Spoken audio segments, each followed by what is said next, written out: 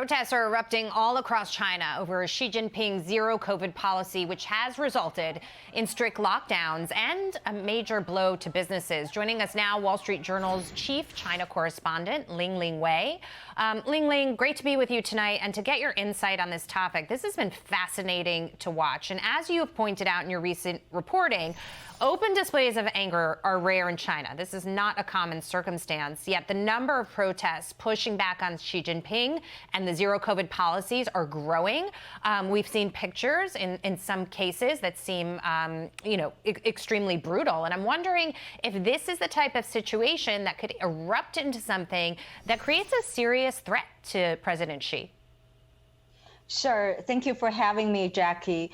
As you pointed out, the protests we have witnessed over the past few days in China have been very extraordinary because any kind of protest in China, has been unusual. It usually gets stifled before it gets even started. So, what's going on really is the focus of the protests so far has been this zero COVID policy, right? Something that President Xi Jinping has closely associated with. But it's also broader than that. It also reflects a kind of a dissatisfaction, resentment, and frustration with the increasingly repressive political environment in China.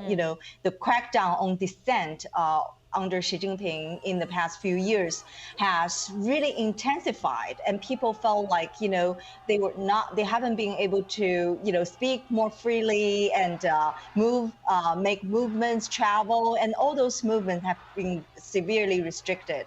So it really has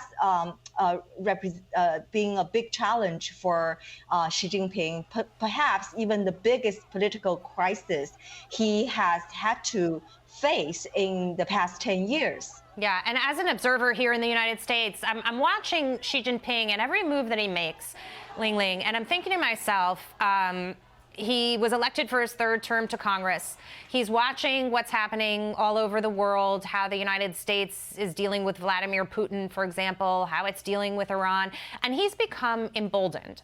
So I'm not surprised that he's taking this kind of stance that he's taking, but the people certainly seem like, at least for now, that they've had enough.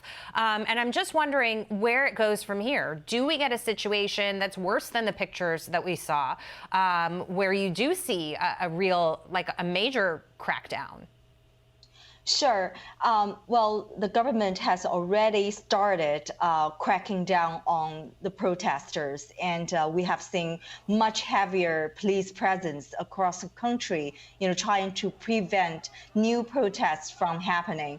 And we have seen police tracking people's cell phones, to make sure that they don't have foreign apps like Twitter, Instagram, so they could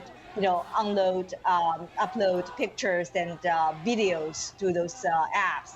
So definitely the crackdown has already started, but the bigger challenge faced by Xi Jinping is what to do with the pandemic. Right. You can lock up, several protesters, but you can't really lock up the virus. You still need to deal with the pandemic. So he faces a very difficult choice between having to, loosen restrictions or doubling down on restrictions. Yeah, and I would just make this point that 3 years later, it feels like this is almost an irrational response to COVID. Here in our country, we rolled out the vaccines. We encouraged people to get them, to get their boosters. We're trying to live with COVID in the best way possible, Lingling. How is it that in China, these very harsh crackdowns are still in place? Sure. In some ways, China has been a victim of their own earlier success.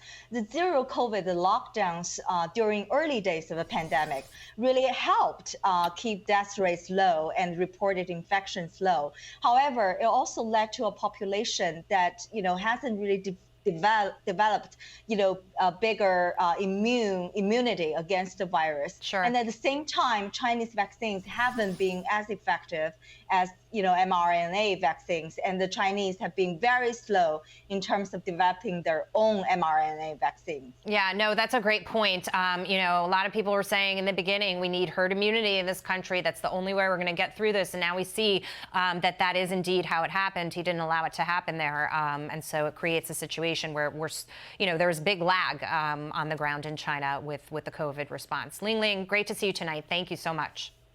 Thank you.